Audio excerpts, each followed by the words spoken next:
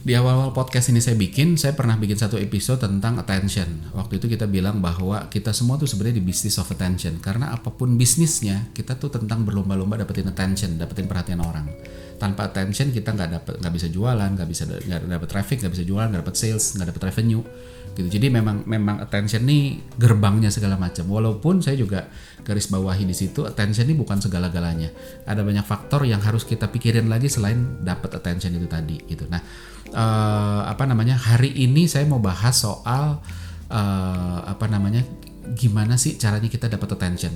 Ada 5 teknik yang sering banget digunakan untuk dapetin perhatian supaya nantinya abis itu kita bisa olah dan lain sebagainya gitu ya. Nah, tapi sebelum lebih lanjut saya mau ngingetin bahwa video saya ini adalah potongan dari buku saya Brain and Brand, bisa didapetin di Tokopedia, Shopee, linknya ada di bawah. Yang kedua adalah kalau ada komentar, terus habis itu ada pertanyaan, ada usulan mau bahas apa, tinggalin di komentar, nanti saya akan bahas. Yang ketiga adalah meminta supportnya untuk share video ini atau video apapun di podcast saya yang Anda rasa wah ini menarik nih gitu ya, supaya lebih banyak lagi yang tahu. Nah, oke, kita lanjut ya. Nah, jadi kalau kita ngomongin cari perhatian gitu ya. Cari perhatian ada 5 teknik yang sering banget gitu ya.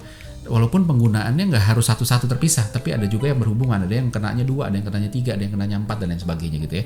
Nah, yang pertama itu adalah cara untuk mencari perhatian, dan ini aplikasinya bisa macam-macam ya. Bisa di komunikasi, bisa di event, bisa launch produk, bisa bikin produk itu sendiri, bisa bikin outlet yang menarik perhatian orang dan lain sebagainya.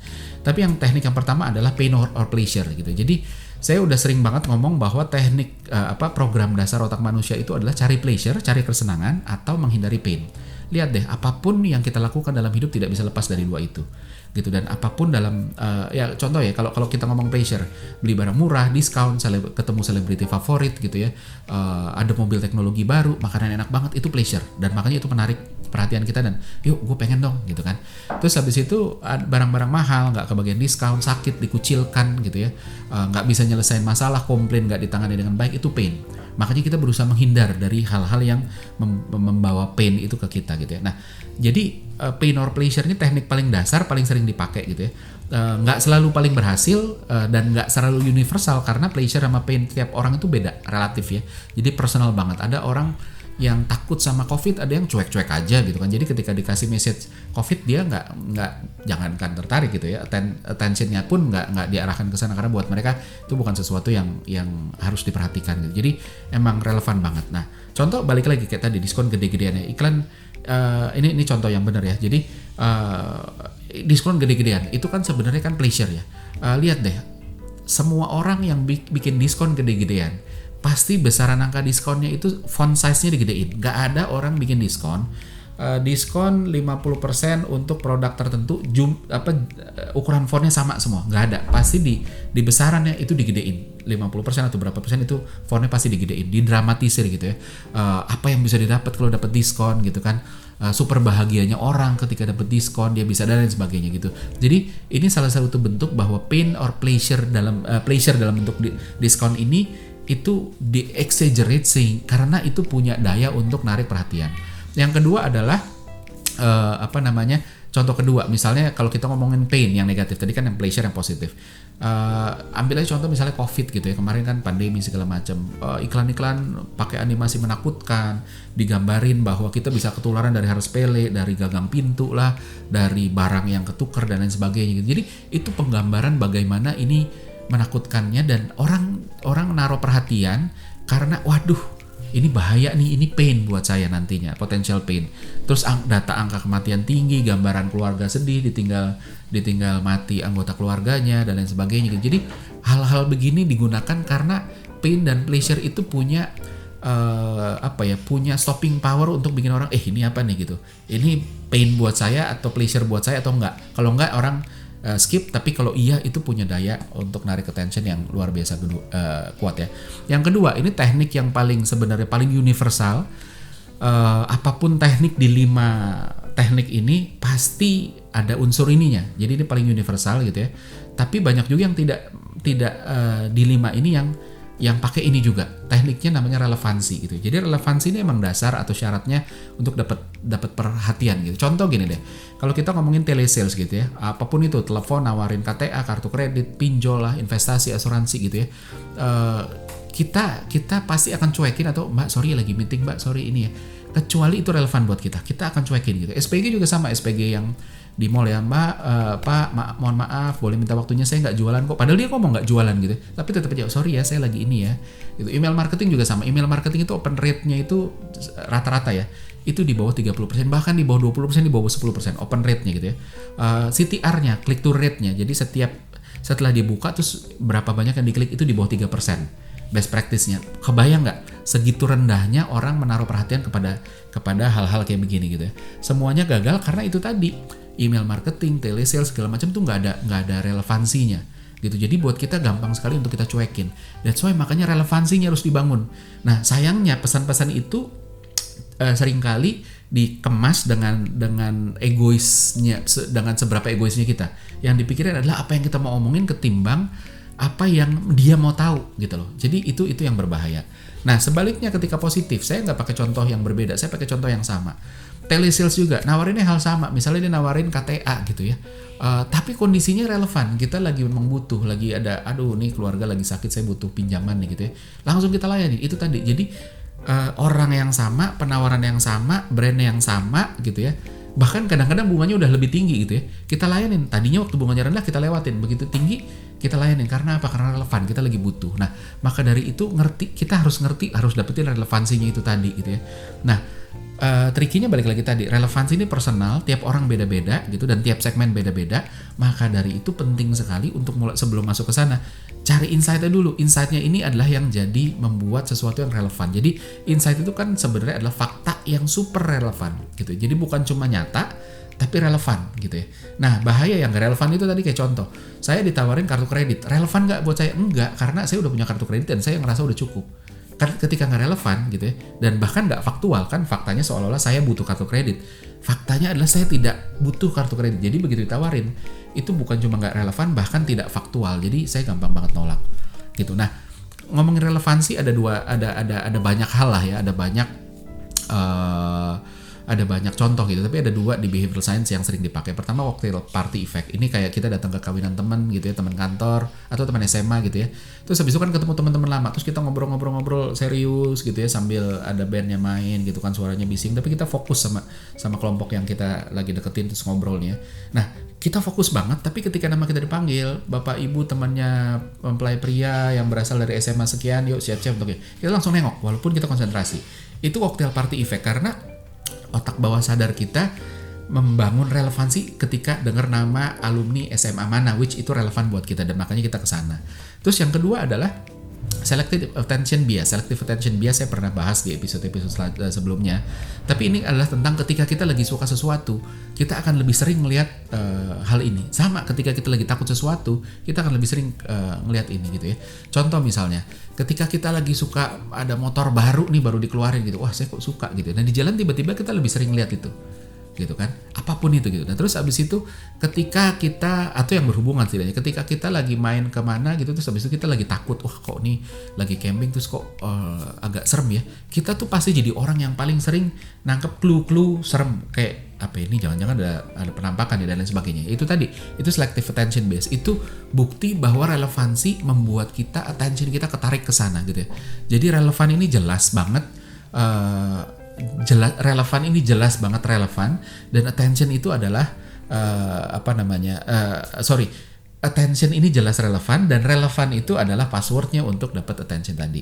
Itu yang kedua. Nah yang ketiga adalah emosi. Ini mirip kayak pain or pleasure gitu ya, atau bisa dibilang ini extensionnya dari si pain or pleasure gitu. Jadi ketika pain atau pleasure udah di level yang lebih lanjut, biasanya ada emosi gitu kan.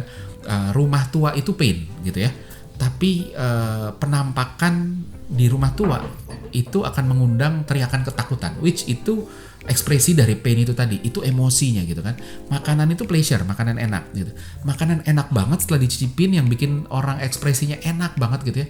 Dan suara ASMR-nya yang segala macam itu ya, itu adalah ekspresi pleasure yang merupakan emosi gitu. Jadi emosi itu levelnya di atasnya pain dan pleasure. Ini manifesto dari pain sama pleasure ya tadi gitu ya. Jadi kalau pain sama pleasure aja bisa narik perhatian, gimana dengan emotion? Itu akan lebih powerful banget. Nah, emotion itu sebegitu kuatnya narik perhatian karena pertama levelnya udah lebih tinggi dibanding sekedar pain sama pleasure yang level awal gitu ya.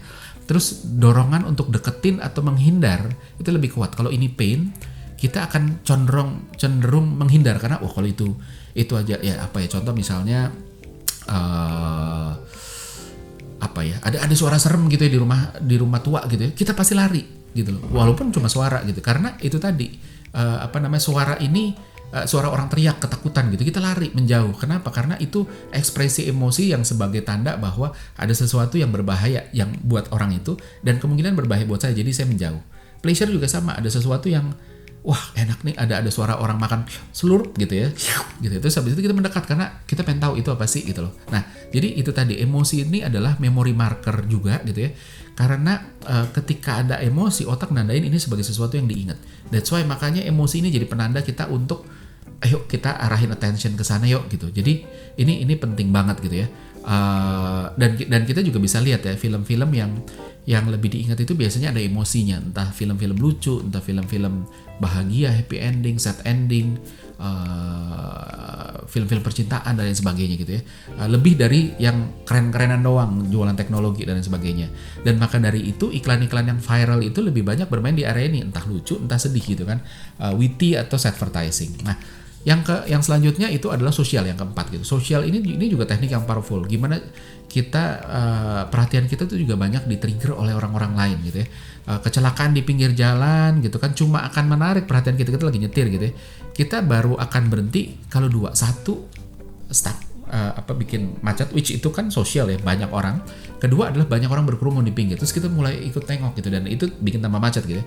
Tapi kalau lancar aja, terus habis itu ada yang kecelakaan tapi nggak ada yang liatin, cuma sendiri aja kegeletak atau apa, kita pun nggak ngerasa punya urgensi untuk melihat. Karena apa? Karena ini kayaknya nggak parah deh kan, kurang lebih gitu. Jadi sebenarnya sosial ini salah satu penanda buat otak kita bahwa ini harus diperhatiin. Kenapa? Karena banyak orang ngelihat ke sana. Karena banyak orang mengakui ini. Kalau enggak ya enggak gitu ya. Di industri properti kita juga kenal NUP gitu ya. NUP itu apa sih?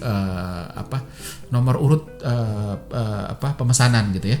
Jadi sebelum properti di launch itu NUP-nya ditarik. Nah, NUP ini sebenarnya juga tugasnya adalah untuk ngebantu nge-create social cues, bikin orang merasa bahwa banyak loh yang pesan nih, pasti bagus nih gitu ya. Restoran baru juga sama gitu ya.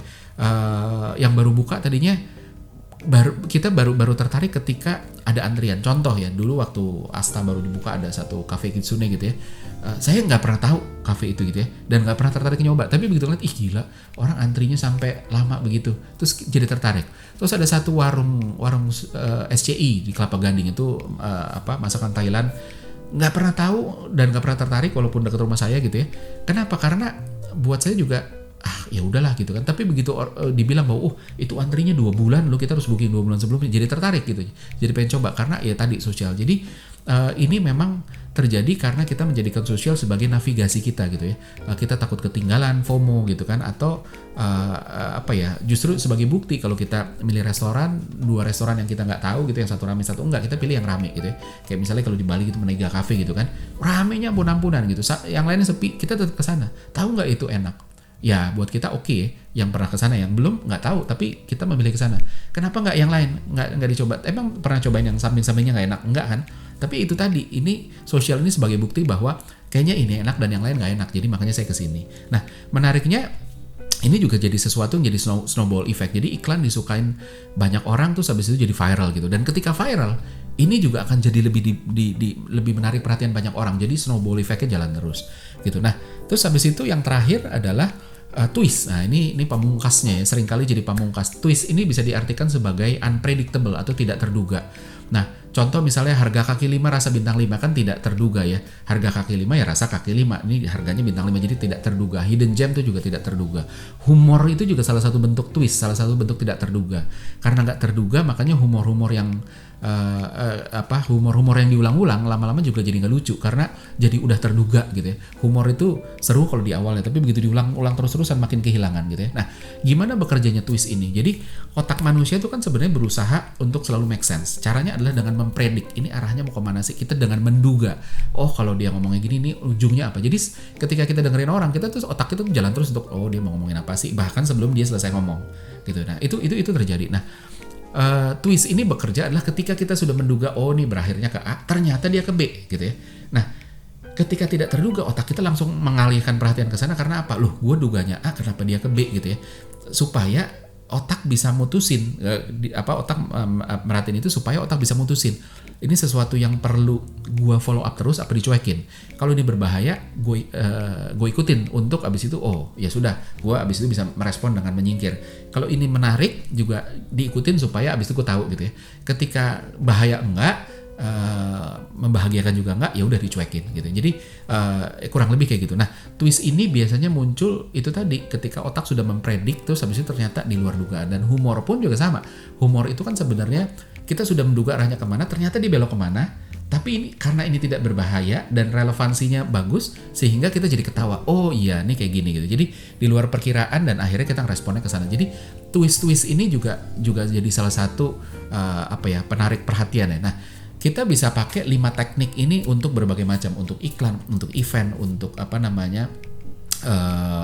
berbagai bentuk storytelling, bahkan untuk brand personality gitu ya, ngebangun brand personality yang tidak terduga, yang twist, yang emotional saliensinya kuat dan lain sebagainya, sehingga kita juga punya effort yang akhirnya bisa narik perhatian orang, kurang lebih gitu.